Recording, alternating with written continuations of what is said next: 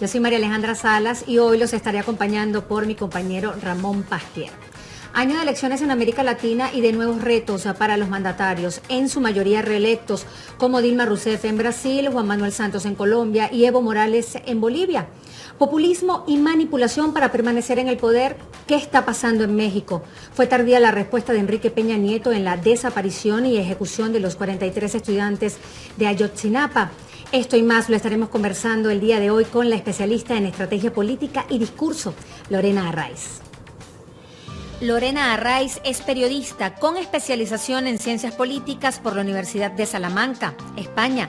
Es consultora en estrategias de comunicación política y empresarial, discurso y campañas electorales por la Universidad Pontificia de Comillas en Madrid y directora del portal lastrategy.com.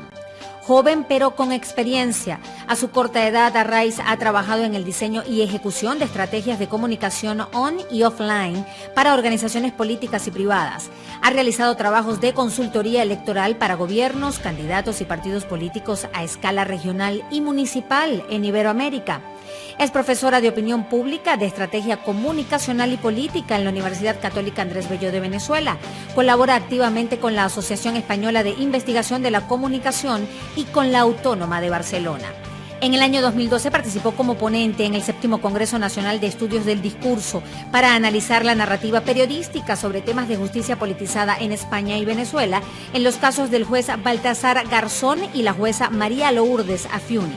Y hoy en Forma y Fondo nos habla de los retos políticos que tienen los mandatarios en América Latina, de la niñera del ministro venezolano detenida en Brasil con un revólver, de la ejecución de los 43 estudiantes mexicanos en manos del narcotráfico y sus implicaciones para la gestión del presidente Enrique Peña Nieto, y de los avances del proceso de paz entre el gobierno colombiano y la guerrilla de las FARC. Un placer para nosotros recibirte el día de hoy aquí en Forma y Fondo, Lorena. Muchas gracias, María Alejandra, un placer estar aquí. Muchísimos temas para abordar contigo el día de hoy, pero me gustaría comenzar por México, por esta situación que de alguna manera ha puesto en crisis la gestión de Enrique Peña Nieto, luego pues de que se diera la desaparición de estos 43 estudiantes y se encontraran fallecidos, quemados en manos del narcotráfico. ¿Cómo manejó, según tu criterio, el gobierno de Enrique Peña Nieto esta situación pues que se inició el 26 de octubre de este año? Sí, principalmente cabe destacar como, digamos, una primera imagen de todos esos hechos, que primero fue algo brutal, ¿no? Fue algo como muy fuerte, aun cuando se trata de un país como lo es México, que ha estado siempre como vinculado a este tipo de escándalos tan duros, ¿no?, para la población. Por supuesto, para Enrique Peña Nieto ha sido un reto, creo, el mayor en su gobierno, y creo que tiene que ver sobre todo porque está inmiscuido su partido de alguna forma, el PRI, pero también porque su manejo de la situación quizás no ha sido el mejor. ¿A qué me refiero con esto? Se dice, por ejemplo, que está vinculado, claro, vamos a poner un poquito en contexto esta situación. Estos 43 jóvenes que desaparecen el 26 de septiembre iban hacia una protesta, ¿okay? Vienen de una escuela normalista, son jóvenes que estudian para trabajar en magisterio, lo llaman, o sea, para ser maestros, y ellos iban a esta protesta en Iguala. Y claro, se comienzan a desatar como una serie de eventos que además no están muy claros. Entonces, claro, ya la población mexicana comienza a hacerse preguntas con respecto a qué fue lo que pasó desde el preciso instante en el que esos estudiantes salieron de su escuela en Ayotzinapa. ¿Qué pasa? Ellos salen de allí, aparentemente llegan a Guerrero, a Iguala, comienzan entonces a trasladarse hacia este mitin que además estaba teniendo lugar allí, que era además sobre la esposa del alcalde de Iguala. Ella tenía una presentación allí y ellos aparentemente se están dirigiendo hacia allá. En este camino desaparecen Entonces ya por allí la primera pregunta, ¿no? ¿Cómo desaparecen 43 personas sin dejar rastro o qué es lo que realmente pasa? Comienzan entonces las especulaciones. Aparentemente estos jóvenes se montan en unas unidades, unos transportes públicos que habían allí, se comienzan a dirigir hacia allá y empieza el enfrentamiento con la policía local, ¿okay?, de Iguala, y ellos entonces frenan esa llegada de esos estudiantes a Iguala. Ahora, ¿cómo frenan esa llegada? ¿Qué es lo que pasa realmente allí? Es lo que se está tratando de dilucidar en ese tema. ¿Qué es lo que hacen entonces las autoridades? Estamos hablando de que es la policía local, es decir, la policía de Iguala, la que impide que esos estudiantes lleguen a donde iban. ¿Quién es el primer implicado entonces? El gobierno local, el gobierno de Abarca, que es el alcalde que en efecto está detenido ya por esos hechos. ¿Qué pasa entonces? Resulta que aparentemente hay un tiroteo allí, mueren de hecho varios de esos estudiantes en el acto y los demás desaparecen. Entonces, claro, ya hay esa primera impresión. Posteriormente, bueno, se han desatado una serie de cosas.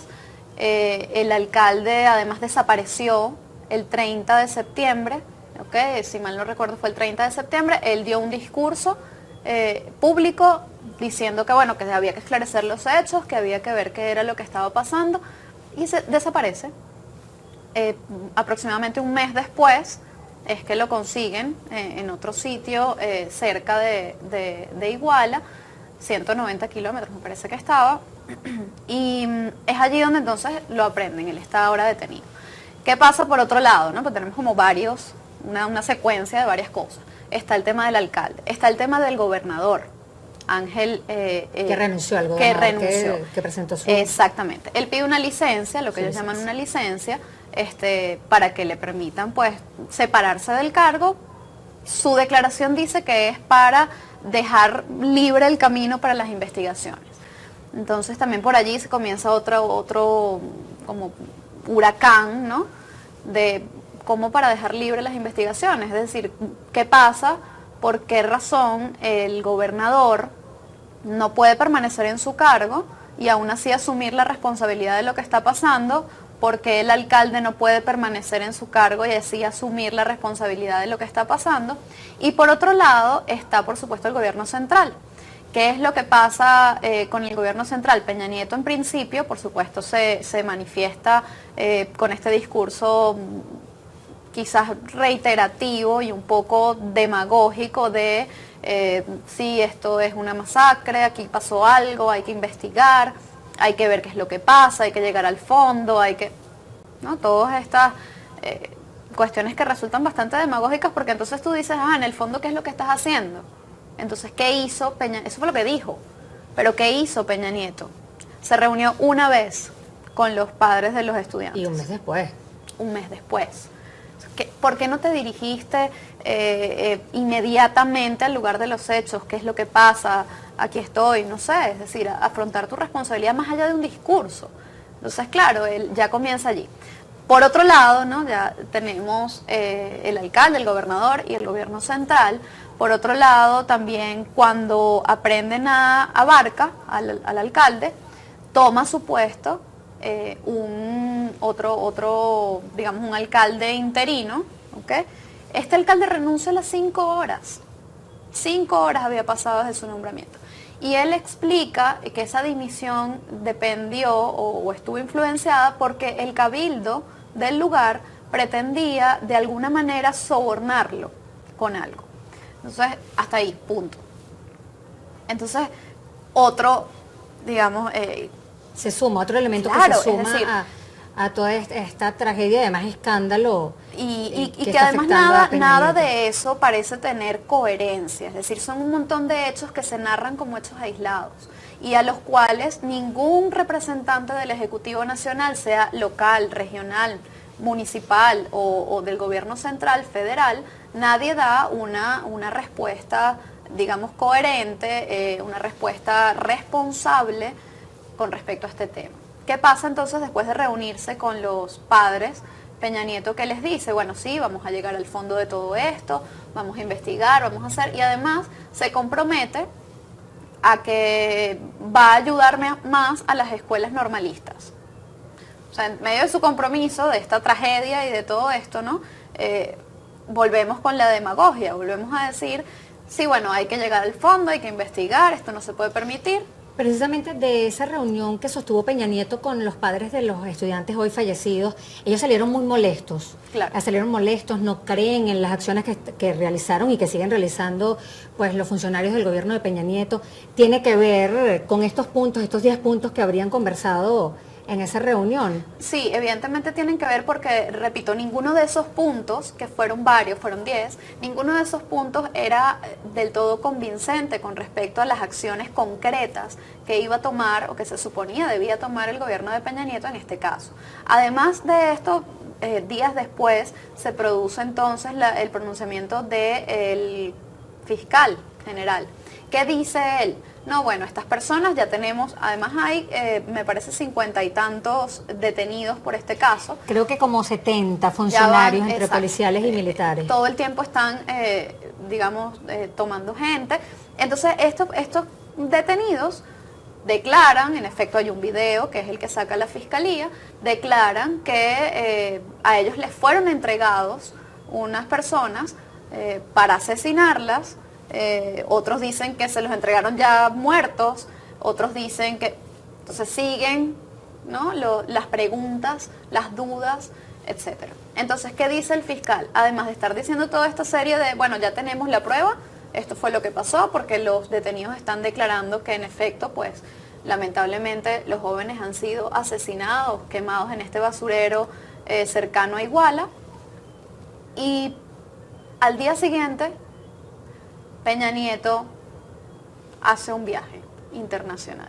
Y entonces tenemos que esas declaraciones fueron el viernes, tenemos que Peña Nieto el sábado por la noche toma un avión para China, ¿no? Entonces, entre otras cosas, uno se pregunta, y uno que está afuera y que de repente puedes ver las cosas con un poco más de distancia que los afectados, uno se pregunta entonces cuál es el mensaje que está dando Peña Nieto con este hecho, porque insisto, una cosa es el discurso que tú das y una cosa es que digas vamos a llegar al fondo y entonces la Procuraduría General de la República llega al fondo puesto que tiene unas declaraciones de los detenidos diciendo que en efecto fueron asesinados. Bueno, ya llegamos al fondo, ya me puedo ir a China tranquilo.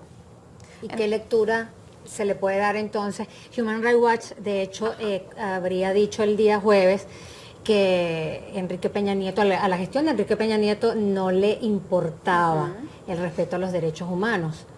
Y ahora Enrique Peña Nieto, pues después de esta situación tan grave que está afrontando la nación, decide ir a China. ¿Cuál es la lectura? Sí, bueno, que en efecto le está dando la razón un poco a Human Rights Watch diciendo que no le importa en lo absoluto. Porque ¿cómo tú contradices eso si tus hechos están diciendo otra cosa, ¿no? Entonces su explicación además, ¿no? a este viaje es que él igual tiene que ir, que él lo va a reducir, que él ahora va a regresar a México lo más pronto posible, es el 15 de noviembre me parece que ya se devuelve, y bueno, que él lo iba a reducir el tiempo, pero que no podía dejar de ir porque él tenía esos compromisos ya prescritos con estos países. Él va a estar asistiendo a varias cumbres de índole económico, porque bueno, hay compromisos ya adquiridos del país, etcétera, que sí los comprendemos, pero ningún compromiso adquirido de ninguna índole puede tener más valor que la vida de uno solo de tus ciudadanos. Y él está superponiendo, desde mi lectura, digamos de fuera, como decía hace un rato, pero también desde el análisis de su actuación y en contraposición a su discurso, él está superponiendo un interés económico del país a la vida de 43 ciudadanos que además, por cierto, los padres no creen esta versión, ¿no? del Procurador General de la República. Los padres dicen que hasta que eso no sea comprobado, es decir, que hasta que no haya pruebas fehacientes de que esos cuerpos incinerados o etcétera son los de sus hijos, ellos van a seguir pidiéndolos con vida. Y en efecto, el pasado sábado el domingo llegó a Ciudad de México una marcha que había comenzado desde las afueras de Iguala, allí mismo en Guerrero, habían llegado hasta Ciudad de México para exigir respuesta con respecto a este caso para exigir la devolución con vida de los estudiantes y también, de hecho hubo disturbios allí, hubo una serie de eventos en las puertas del Palacio Nacional, de la sede del gobierno ejecutivo, quemaron las puertas y también lo hicieron en la sede del Ejecutivo en Guerrero.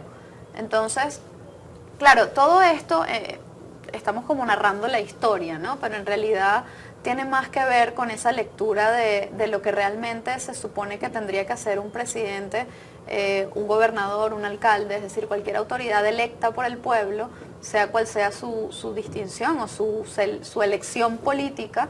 Por aquí entonces está involucrado el PRI, está involucrado el PRD, está involucrado, eso no importa, es decir, en este tipo de cosas no debería importar tu ideología política, debería importar la humanidad con la que estás tratando el tema. Y yo creo que ni por inteligencia ni por estrategia política Peña Nieto ha sabido manejar esta situación. Entonces ya por allí habría que hacer un llamado al gobierno nacional a que por lo menos, más allá de una declaración por satisfacer algunos llamados, él debería simplemente pues asumir una responsabilidad como jefe de Estado y dar una respuesta un poco más humana y un poco más convincente y en efecto ayudar a que se den esas investigaciones de la manera más correcta, ¿no? Lorena, ¿está en riesgo la gestión de Enrique Peña Nieto? Siguen las manifestaciones, de hecho este lunes trancaron el aeropuerto de Acapulco, siguen en las calles, siguen protestando. También informó el procurador este lunes que solo podían evaluar 2 huesos de todos los restos humanos que fueron hallados.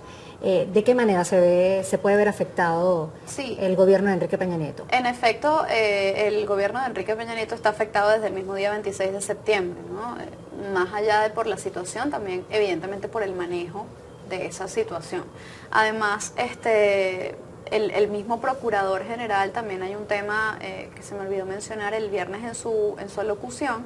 Él estaba explicando todo esto, ¿no? Bueno, aquí está el video, de hecho, estos declararon esto, Lo que ocurrió fue lo siguiente, y fin.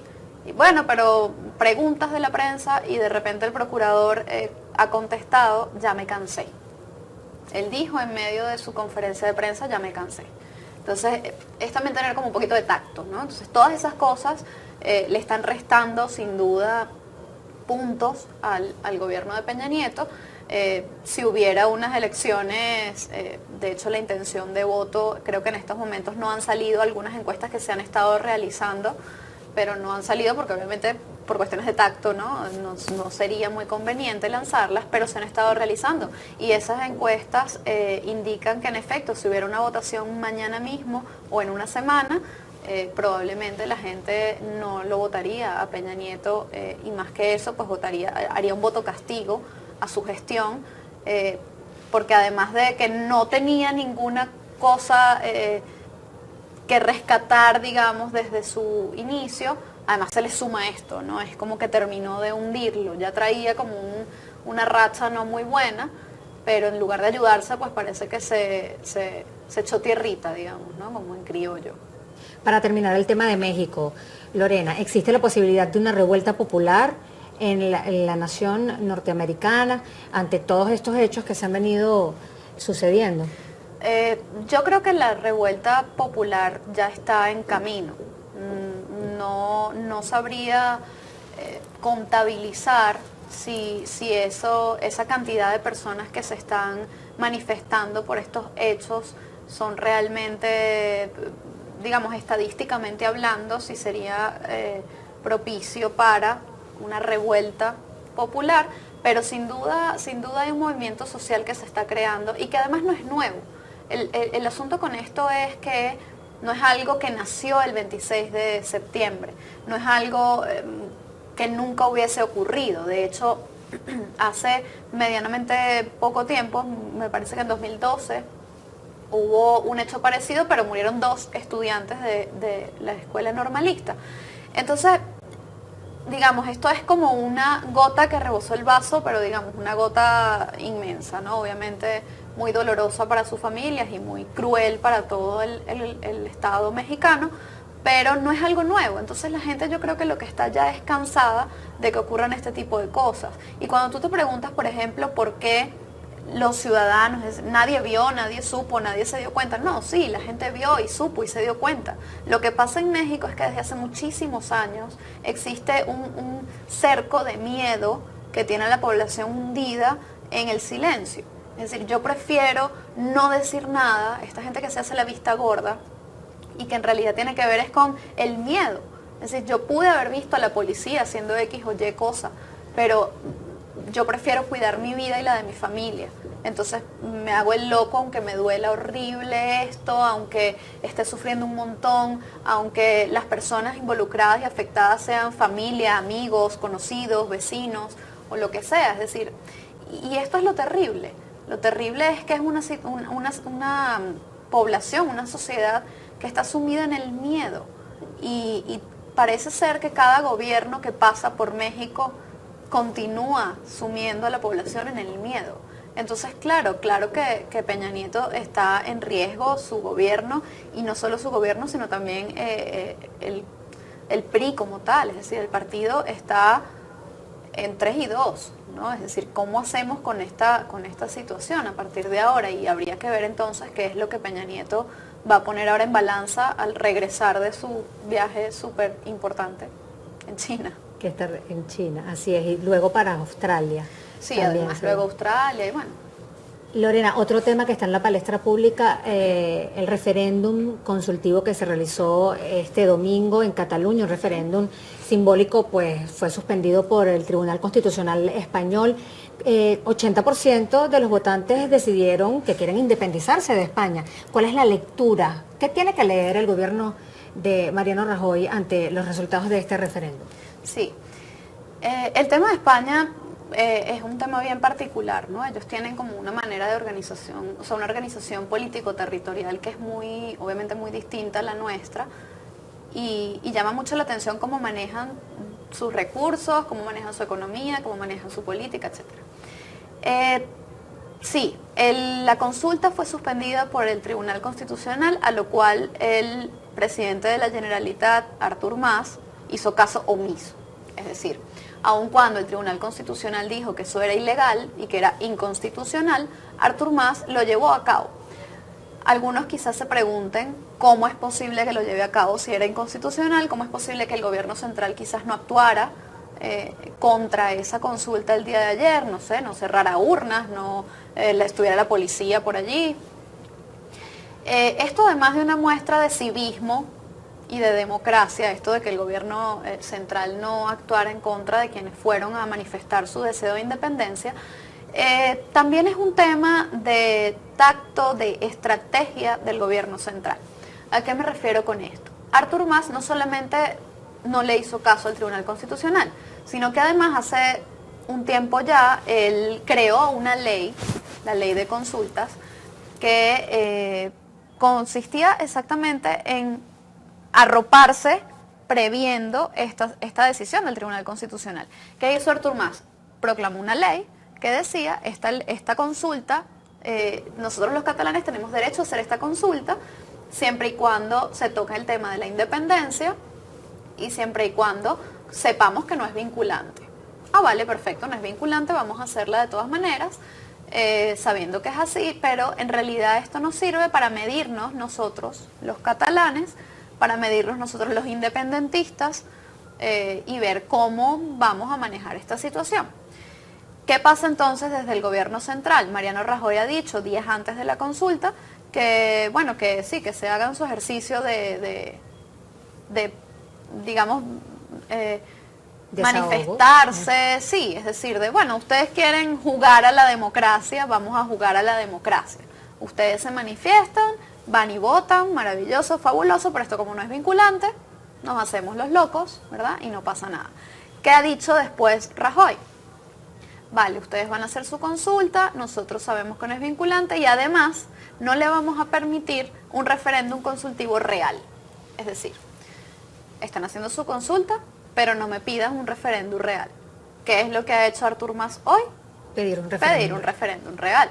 Él ha dicho, ahora ya sabemos, ahora qué pasa, ¿para qué le ha servido el referéndum o la consulta de ayer a Artur Mas, para decir, ahora ya sabemos cuántos somos los que queremos la independencia, y ahora con estas cifras y con esta movilización es una cuestión un poco más simbólica, ¿no? Es un poco de mira, aquí están los catalanes que realmente quieren esto, no soy yo un loco que se está inventando la independencia. Ahora, esto hay que tomarlo con pinzas. ¿Por qué? Si bien 80%, que es la cifra obviamente que la Generalitat catalana está haciendo públicas, si bien 80% de los que votaron aceptan o quieren la independencia de Cataluña, hay que tomar en cuenta cuántos votaron. Es decir, cuánto es ese 80% del total de la comunidad. Un tercio.